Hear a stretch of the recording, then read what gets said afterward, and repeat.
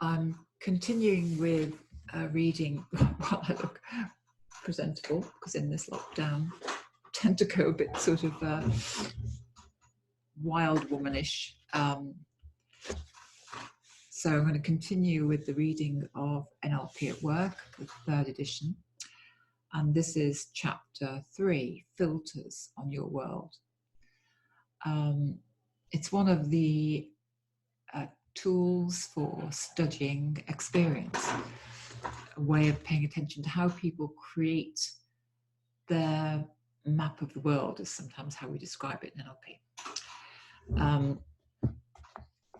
So this is the third edition, and my quote at the beginning is that the appliances and machines around us will soon remember us individually and anticipate our needs. Well, more than that, I was doing a recording this morning and said something, and my phone picked up my question and started to answer it for me. So heaven knows where it's going to go in the future. And that was from a book called Enterprise One-to-One by Don Peppers and Martha Rogers. So we've moved on a lot since I wrote about technology here. Technology is becoming ever more intelligent at knowing and responding to and influencing our personal needs. Yeah, I noticed that if I've responded to an advert on any of the social media, I start getting, I bought cycling things and now I get bombarded with cycling ads. So in a culture so infused with technology, we'd better be pretty smart at knowing our clients' needs too, because if the machines can do it, we need to be able to do it. If we want to build lifelong relationships, either in our personal lives or, as is becoming the expectation, in our business lives, we need to learn how to read other people's styles and requirements with ever-increasing sophistication.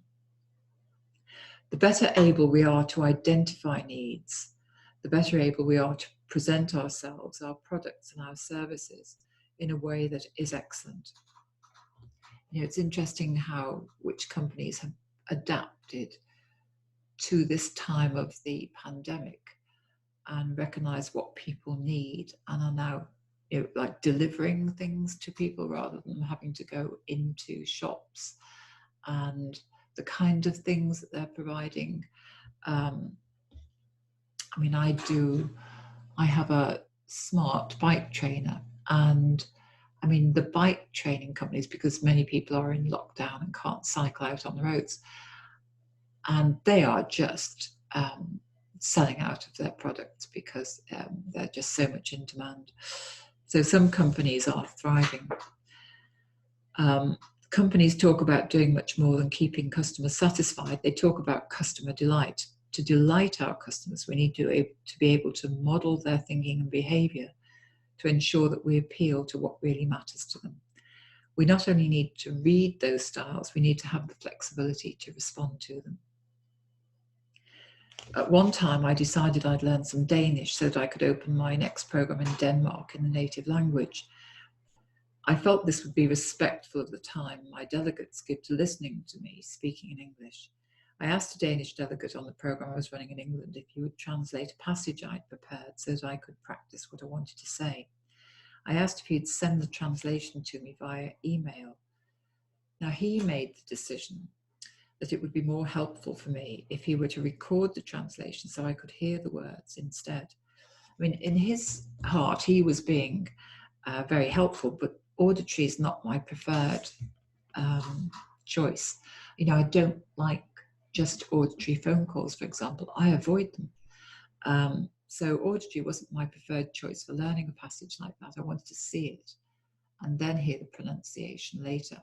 So his choice, it was very kind of him to do that, but his choice didn't match my preferred learning style. So it could be tempting to make choices about presenting material in ways that fit our own preferred ways of thinking rather than suiting the preferences of the people that we're dealing with. We may think we know best in terms of what our customers should have, and sometimes we do. And we make unconscious as well as conscious choices about the people with whom we want to do business, depending on how well they skillfully match our needs. In the instance I quoted there, what happened led to learning for us both. But in business, making the wrong choice might cost you the work. In our choices about how to present ourselves to customers, the margin for error has become significantly smaller. The way we use the internet's a good example of this. If you haven't grabbed your potential client's interest by relating to the way they think within seconds of their logging onto your web pages, research shows that they won't wait to make sense of what you're saying. They'll move on. In this chapter, I'm illustrating some of the fundamental needs, how to read them. There are hundreds and thousands of needs, and probably millions, and it's your skill in detecting not only those I've explained here, but the unique ones you can discover for yourself that will enable you to model what's happening. So being able to do this and having the flexibility to adapt to what you discover can determine your success in working with, dealing with, communicating with, and living with other people. So let's consider some of the patterns in thinking and communicating that enable us to recognize what's happening in our thoughts, language, and behavior, and in other people's. As we understand this, we can learn what affects how we present ourselves so that others can relate to what we're doing and saying, and so that we can relate to them in a language and a style that they understand. So it's just like speaking to somebody. If you're not speaking their language, and this isn't just about a cultural language, about a country language, it's about our unique kind of thinking style. So we're bombarded with stimuli throughout our life. There's no way we can take in and pay attention to everything that happens to us. So what we do is to filter for some things over others. This is what makes our perception and our experience what it is. It's not the experience itself that affects us, but how we process it. When we understand what we and others are doing, we can begin to understand how we get the results that we do. So learning to relate successfully. So for example, have you ever bought a car and suddenly become aware of all the other cars of the same type on the road? Or have you had an experience, maybe an insight about yourself, only to discover that many of your friends have had the same or similar experience, even though you weren't aware of that before? Do you see the glass as half full as opposed to half empty by looking for what is there as opposed to what's not? I mean, that makes a huge difference in the dynamic of a relationship and a conversation. These are examples of ways in which we have subconsciously chosen to pay attention to some things and to delete others from our awareness. You know, what we think is what we get. So this is a conversation that highlights the need to be able to understand and relate to different filters. When Janet and Bill had a conversation, each found the other frustrating. Janet liked to discuss the details of what was needed, whereas Bill preferred to discuss the broader strategic concepts. So, for example, Janet would say, "I'd like Peter to go to the next meeting," and Bill would reply, "Well, we haven't decided on the main areas of the plan that didn't work." Janet's conversation centered on future actions, whereas Bill concentrated more on the past. Janet would pay attention to the similarities between one situation and another. So this is like another idea I have about what we might do to improve the office layout. And Bill would concentrate on the exception by saying things like, "No, this is different," or "We didn't include an overall plan." It was as though they were talking different languages, and they were. They had different filters on their experience, and inevitably they didn't find meetings with each other easy. You might have that experience. You find somebody difficult to deal with, or some people really easy to deal with, and not to do with the content of what's being said, but the way in which you communicate. So when two people are using the same filters, there's a greater chance they will be communicating with each other in a way that both understand. They're likely to experience rapport. If the filters you use are different, rapport, a lot of people think rapport is about chatting about the weather and being pleasant. No, it might be with some people, but it's much, much more than that. If the filters you use are different to those experienced by your partner, as with Janet and Bill, you might experience discord and frustration. Whereas by using similar language patterns to your partner, you're likely to be increasing the level of mutual trust and influence. Learning to recognize the filters that we and others use is the first step. Developing our flexibility in the way we use the filters then gives us a greater chance of finding a way of communicating with each person that we meet. We make hundreds, thousands, even millions of unconscious choices every day about what we pay attention to and what we don't. And that's fine, provided those choices work for you. However, if you're not getting the result you want, you can learn to make new choices until you find what works. So in the example that I gave, Bill could have replied in the following way. So when Janet said, I'd like Peter to go to the next meeting, Bill could have said, yes, Peter would make some useful contributions. Let's note that, so that when we have decided what areas of the plan didn't work, we can also decide who else we might want to include. So by doing it that way, he'd be matching Janet's preference for agreement and future thinking and still registering his concerns. If Janet said, this is like another idea I have about what we might do to improve the office layout, Bill could have said, you come up with lots of ideas, Janet. Can we discuss those when we've gone through my idea about the overall plan? So here he would be acknowledging, future referencing, and then making his request. It's quite unusual, that behaviour. I find most people just come in to say what they want to say, irrespective of what's been said before. Overall, his strategy, if he was doing that, now has a much greater chance of gaining agreement from Janet. We don't always know what will work in advance, but by having an awareness of what is and what isn't working, we give ourselves choices. So let's explore a kind of starter set of filters. Okay, so one of them is associated, dissociated. So if you think of a conversation you had recently with one of your colleagues, now as you think about this conversation, pay attention to how you are thinking about it. This is the key in NLP.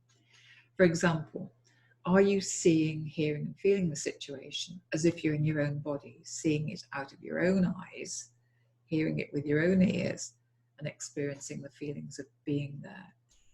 Or are you experiencing the situation as if you are outside of your own body, seeing yourself in the situation, hearing yourself as if you're an observer? The experience of being in your own body is referred to as associated, and the experience of being outside your body is known as dissociated.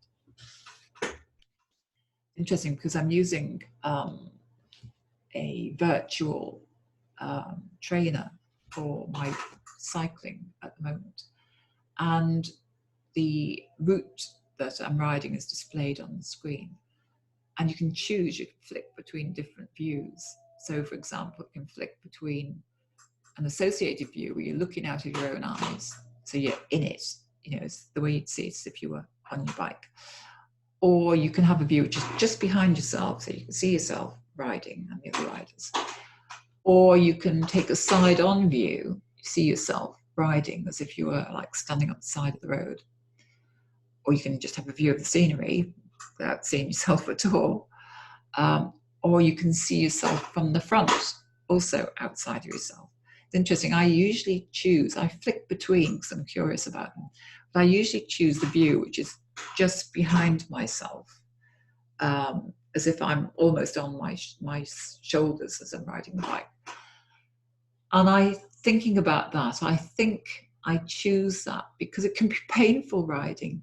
And so I'm choosing a slightly dissociated view. And maybe that's because it kind of disconnects me from the discomfort of riding when it gets tough.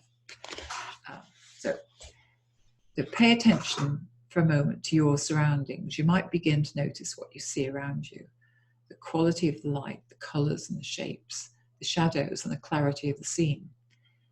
As you notice the scene, you may begin to hear sounds close to you and further away. As you become aware of even more sounds, turn your conscious mind toward them. Be aware of the location of the sounds, their loudness or softness, their tone and speed. You can become aware of what you feel, of the textures and pressures on your body. Sense those parts of you that are touching the ground or a chair. Allow yourself to notice any smells, or tastes that you experience. As you do this, pay attention to the feelings within you, to any tension or any internal emotions, and their precise location and intensity. So if you've been able to engage with that, that's an associated state. Now, step back or stand behind the chair in which you are sitting and see yourself sitting or standing as you were a moment ago. Look at yourself so that you can see the whole of you. So that's the kind of view that I was describing I take when I'm on the bike. Notice how the you there interacts with the environment. Be aware of how the you there in front of you looks and sounds. So in this dissociated state, you'll be detached from the feelings. You have the ability to consider situations with a detached objectivity without getting involved in the emotions. Both are valuable. There's no right filter or wrong filter. It just depends. There are times when associating is the best option. For example, if we want to engage our emotions or create a state of motivation or show vulnerability. However, people who are able to keep their heads in the midst of a crisis can usually dissociate. One of the people responsible for coaching and supporting people in the London Fire Brigade discovered that the members of the crew who experienced the highest levels of stress were those who relived the memories in an associated way. As they recalled what had happened, they re-experienced the emotions they felt at the time. So as well as experiencing the trauma of each situation, they were experiencing it over and over again, and in many cases intensifying the stress that they felt. The coach also established that those who had the lowest levels of stress were those who were able to dissociate from what they'd experienced. So they would kind of put it aside or behind or wherever. And game designers, well, so many software developers now, and like this virtual cycling game app that I use, they give choices so that often you're encouraged to associate into the role if you're playing one of the online games, because that increases the intense emotional experience. It's as if you are there. Considering that we make many decisions in an emotional state, these game manufacturers are also potentially influencing our addiction to the experience. It's important to be aware of how these tactics are used on you and how they can potentially work for you. When I first worked in IT, in information technology, we would send off programs to a nearby computer center and wait for the results to come back, which would be ideally later that day or more often later that week. I mean, that's not the case today. You're accustomed to getting a response from your computer in a split second. And it's important that we can work in this real-time way as well. And we can only do this successfully if we're willing to immerse ourselves in a climate of feedback. One of the elements we need is the ability to dissociate from feedback that we might otherwise take personally and reject, and then associate once we have the resources we need in order to let the feedback in and act on it. So in a later chapter, in chapter 20, which is about giving and receiving feedback, we explore ways of doing that.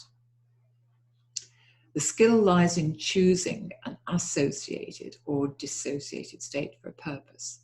The appropriate choice depends on your desired outcome. You might choose to dissociate to protect yourself from painful emotions, or you might choose to associate in order to fully experience the feelings in a situation. Most decision-making strategy results in a feeling, no matter how much logical analysis might have preceded that. If your preferred style is to keep yourself and others dissociated, don't be surprised if you and they struggle to make decisions. So if your business depends on supporting others in making decisions, you need to know how to use these different filters, how to associate at times and help others to do the same. So another example. One of the directors of a marketing company found she was struggling to get potential clients to make a decision about the work her company was proposing. She ran through what she had presented and how she'd done that. And what I noticed was that she came across very objectively and factually. Everything she said was logical, and she gave no space to feelings. Her voice communicated a consistently auditory way of thinking. The tone was even and slightly hard. There were few pauses in her presentation. Once she'd been given feedback about her style and the likelihood of her clients needing to make decisions through a feeling, she associated into the presentation and changed her tone of voice to make it softer and lower, communicating and inviting feelings. She spoke with greater certainty, whereas before she had raised her voice at the end of most sentences. The next time she presented to this customer, they stopped her partway through the presentation and told her she didn't need to continue. They liked what she was saying and she'd got the business. This presentation and subsequent ones broke the record for the time needed for the client to make a decision. So another filter is towards or away from, which can be, towards can be what we call desired state, away from problem state or present state. So think of a goal you have for yourself right now. It can be a personal goal or a work goal. It could be short-term, long-term. And be aware of how you're thinking about it.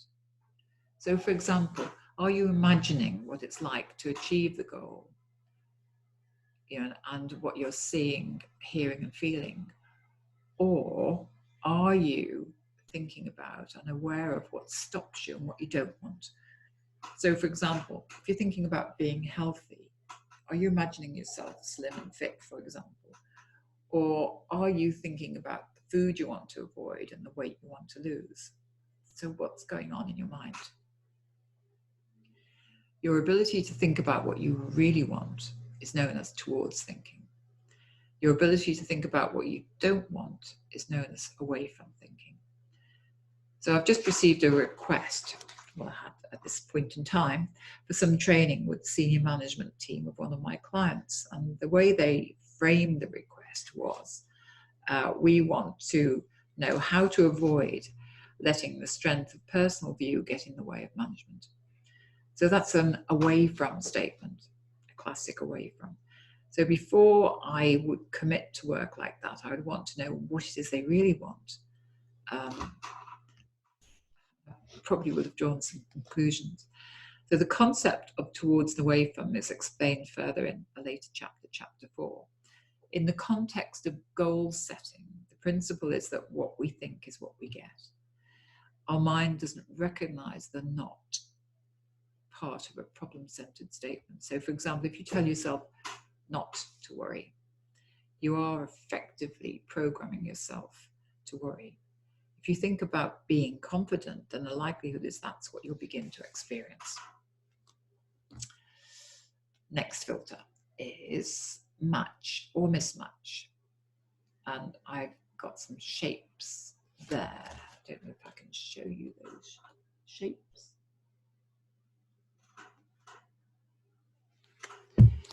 So I'd ask you to describe what you see. So when you do that, as you think about how you're thinking about the shapes, are you noticing the ways that they are similar, i.e. they're all oval? Or are you noticing that two are upright and one's on its side? Which kind of thought comes first? So in effect, are you looking for the same, the match between them? Or are you looking for what's different, the mismatch? So in meeting a person for the first time, someone who sorts for a match might think of similar people, similar situations, or how the other is like themselves. Someone who sorts for a mismatch will identify what's different about this person and this situation compared with others that they know. And certain professions kind of train people just by doing them to think in a particular way. So for example, I've come across more mismatching patterns of thinking in professions associated with IT, information technology, and finance than I have in many other fields of business. But ultimately there's no right or wrong about it. Certain jobs depend on a person's ability to match, just as some depend on an ability to mismatch. A software engineer trained to uncover system bugs may be skilled at mismatching, looking for what doesn't work, what doesn't fit, as indeed will somebody in accounting whose job it is to find the imbalance. What does matter is to what extent our choice takes us closer to the outcomes that we want. If they do, then the choice is presumably a good one, and if not, then it's time to find a new choice. A yes but pattern in conversation is an example of mismatching. So, take this example of a conversation. I'm really pleased with the way this project's gone. Yes, but there's a danger we're going to get overconfident. You're right. Let's review objectively what we've achieved so that we build some of the good practices into future projects. That's all very well, but we don't have the time right now. Well, how about putting a date in the diary for a few weeks' time? That's easy to say, but not so easy in practice. Things change so rapidly around here. Oh, I find that challenging. As someone once said to me, everything before the but is bullshit. So dealing with that in conversation can be hard work, unless you are another mismatcher who enjoys a good argument. Mismatch just tends to stand out. Next filter, big chunk and small chunk. So if you look around you at the room that you're in, how would you describe the room to somebody else who's not seen it before? You might want to pause and just think about that. So to what do you pay attention? To its spaciousness, to its feel, style? Or are you paying attention to number of windows, colour of furnishings, the details? Or is it a mix of both? The spaciousness, feel and style are examples of big chunk thinking, whereas the details are small chunk. It's like one's abstract and one's kind of detail. So the pattern of thinking can apply to anything. For example, if you set a goal for yourself, you could chunk up to more global goals. I often, in my coaching, I'm encouraging people to chunk up to look for how they can globally influence situations. And it's important to be able to chunk down to specifics, to milestones, for example, which you could set along the way. So I've got another diagram there, don't know if you can see it. My publisher at the time, they were big drawings, but my original publisher wasn't very keen on visual. He was much more auditory. I know it's back to front. But it's basically saying that if you take an orange, if you chunk up, an orange is an example of fruit, and fruit's an example of food, so that's chunking up. If you chunk down with an orange, you might think about segments of an orange, and you chunk down again, you get to pips. So, a question is, what's this an example of? Will take you to bigger chunk things. What's a specific example of this? Will take you to small chunk things. So let's suppose you're in a cookery class. You need an orange for the dish that you're preparing. Another member of the class also needs an orange, but there's only one. Without flexibility in thinking, the usual solution would be to accept the facts as they appear and cut the orange in two, taking half each. However, if you chunk up in relation to the needs and say, what do you need the orange for? You'll discover broader needs. For example, you might want the orange for a cake, and your colleague might want it for a souffle, let's say. If you chunk down on the request for the orange by asking, what specifically do you need for your souffle? You might discover the other person needs the pulp of the orange, and you only need the zest, the skin. So it's possible for you both to have exactly what you need. So chunking up and chunking down can be a very valuable strategy in negotiating. And that's a demonstration of a skill of negotiation. The ability to chunk up and down is a characteristic of excellent negotiators. It's most likely to uncover the possibility of a win-win outcome. If you hear that noise in the background, it's my washing machine. in which all parties achieve not just what they want, but more significantly what they need. The interesting thing, I don't know how well you can hear that noise, whether you have heard it or whether you've filtered that out, and what that says about the filters that you use. The next filter is to do with time, past, present, and future. So the question is, where in time do you put your attention? So some people, for example, live their life, I'm talking about the extremes here, live their lives in the past, thinking about what's gone before. Some people live for the moment and their attention is on the present. And some people are continually planning and thinking about the future. Some people are a mixture of all of them. We're all a mixture in some way. Nobody's any one thing.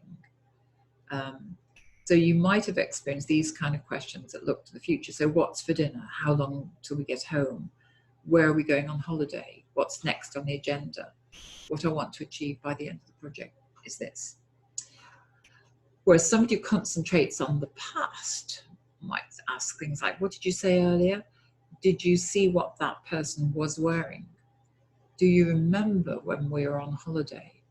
The last meeting we had was important.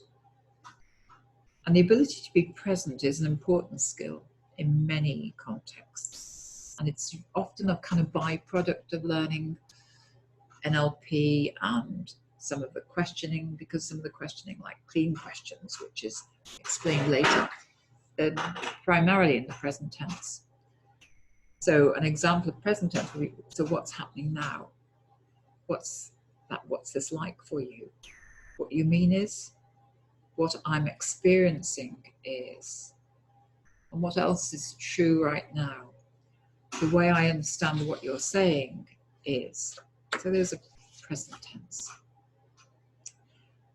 And there's no right or wrong, no good or bad, but it does have implications for how we communicate with each other.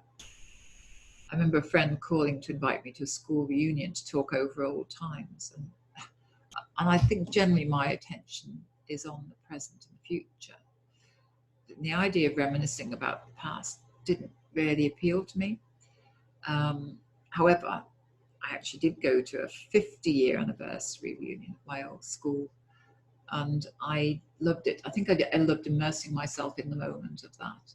It wasn't about just seeing people in the present and how they are today was actually what I enjoyed with that. The next filter is activity, person, object, place, time. So the others tend to be, one or the other, or a mixture. This one's got these 5 elements to it. So are you sorting for activity, person, object, place, time, or a combination?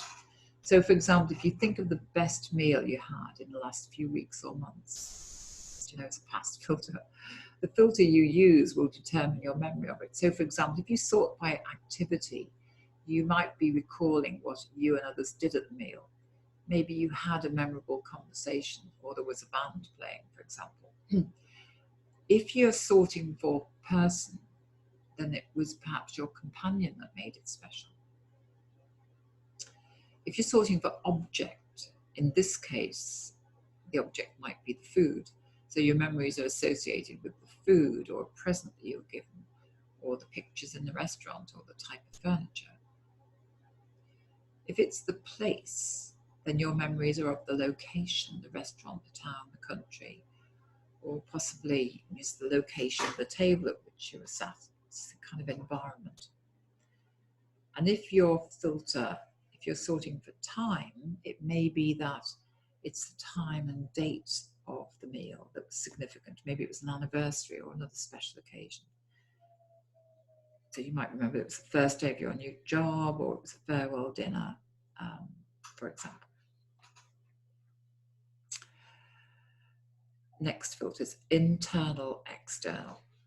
So if I ask you this question, and I suggest you pause with all these questions, think about these things so that you can then connect with what I'm saying subsequently. So how do you know if you've done a good job? Which of the following responses would be most likely to be true for you? So you say, I know I've done a good job when I see people using the results of what I've produced. Or I feel good inside. or I know I've met the standards I set myself, or we get more orders, or I can say to myself, that's a job well done. These are examples of external references. Externally referenced people rely on external sources for their evidence of fulfillment.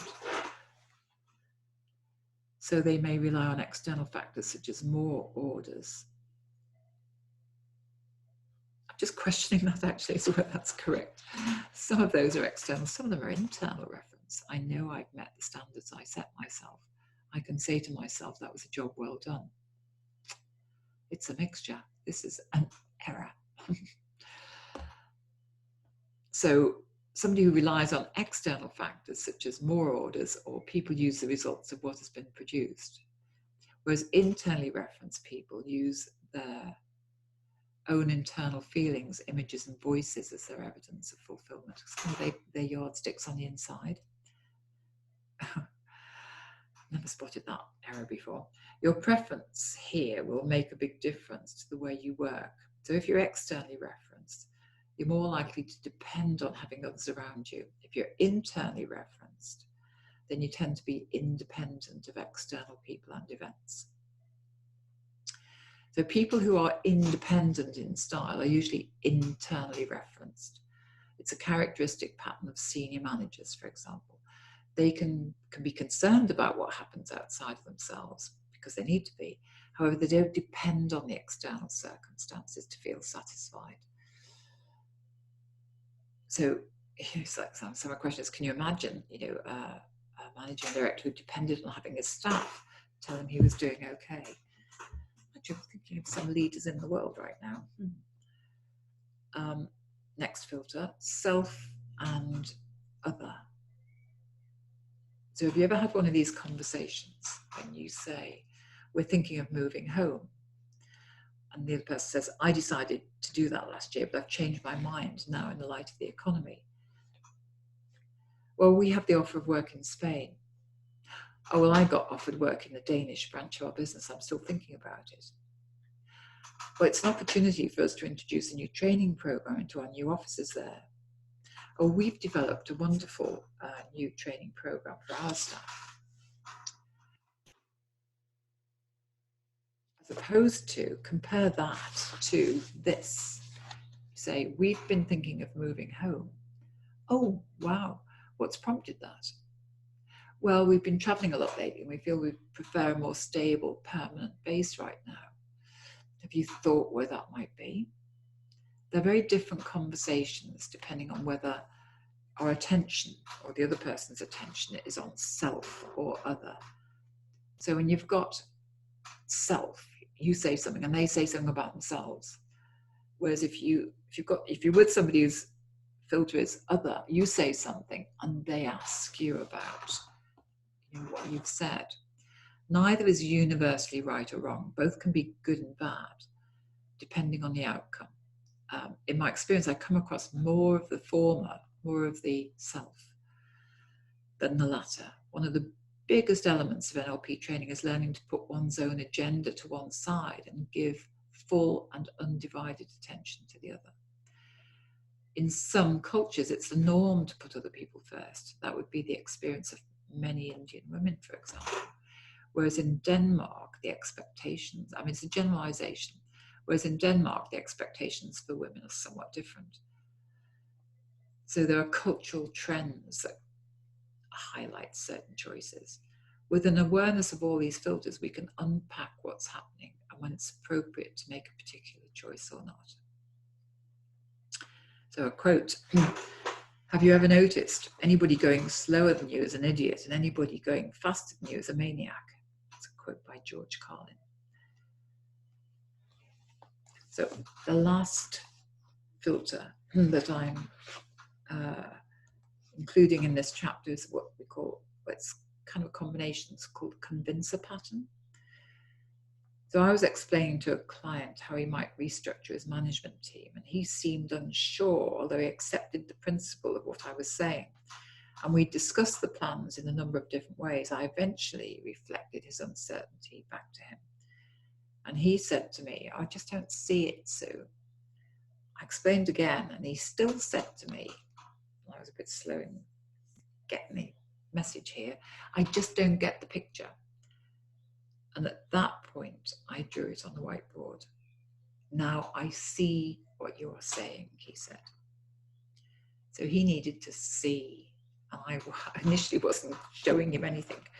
So everybody has a specific means by which they become convinced. In this case, the principal factor was that he needed to see the ideas visually before he was convinced that they would work. So part of what makes someone convinced is the channel through which they receive the information.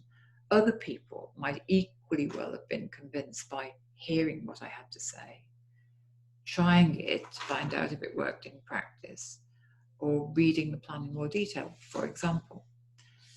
There are differences in the way people need to receive information within these broader categories.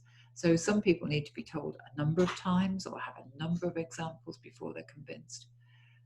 Others need to be convinced over a period of time, and time is the deciding factor for them. Some people make decisions on the bare outlines of the facts. They don't need the detail in order to be convinced. And others need to have something proved to them over and over again. They'll be convinced, but only for one situation and one context at a time. So if your job involves you having to convince others to achieve the result you want, you need to know the pattern by which they operate. You can then match that pattern in the way you present your information. So a quote from a book called Futurize Your Enterprise is, bring in someone who can take the pulse of your customers online.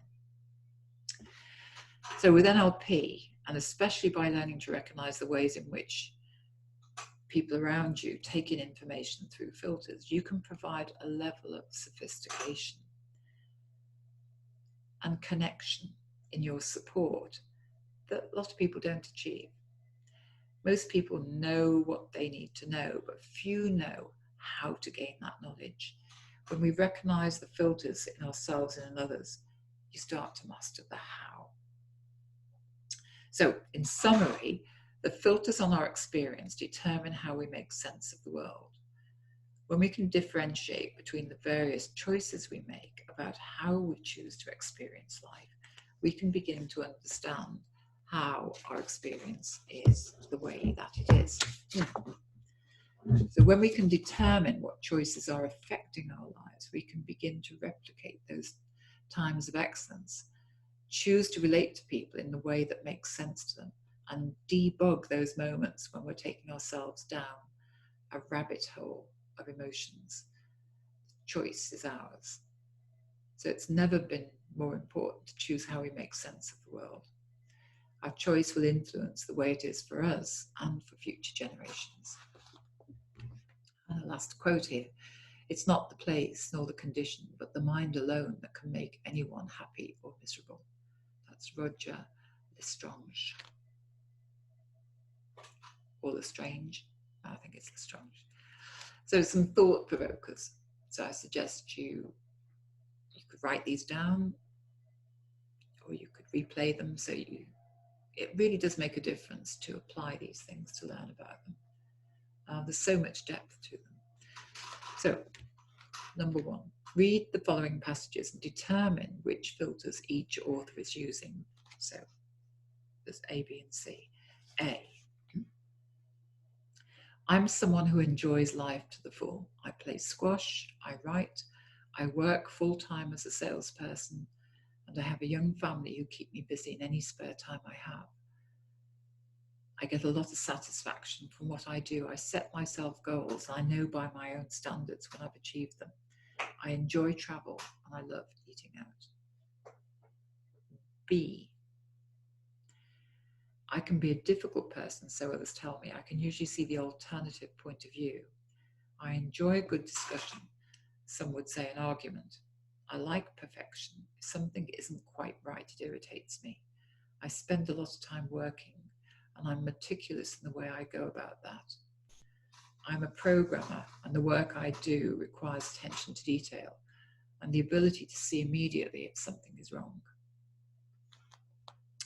C, I'm a good listener. People come to me with their problems. I've always had this sort of role, not only in my work life, but also with my friends. I've spent most of my life in the same part of the country.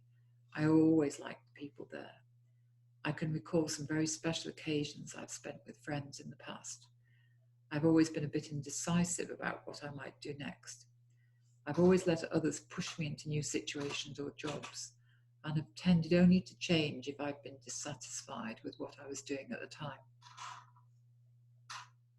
These are all from people that I was with at the time. So question 2. Take a letter or email that you've received recently. What filters do you detect in the language that the writers used? Okay.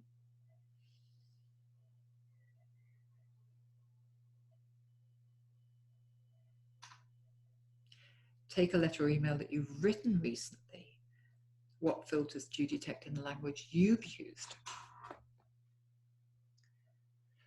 Question 4. Compare the filters you are using in response to a communication from someone else. To what extent have you matched or mismatched the filters that the other person is using? Number 5. Select one of your key customers. Take examples of their behavior in writing and identify some of their key filters. And 6, take a context in which you want to appeal to a wider audience, one in which people will have a wide range of filters, and identify how many filters you're using in the way you are presenting yourself, your products and your services. And a final story, which was from one of the delegates on one of my courses, who was recounting an incident with his 3-year-old daughter. And he said to her, "How many times do I have to tell you to put your toys away?" And she said, 4 times.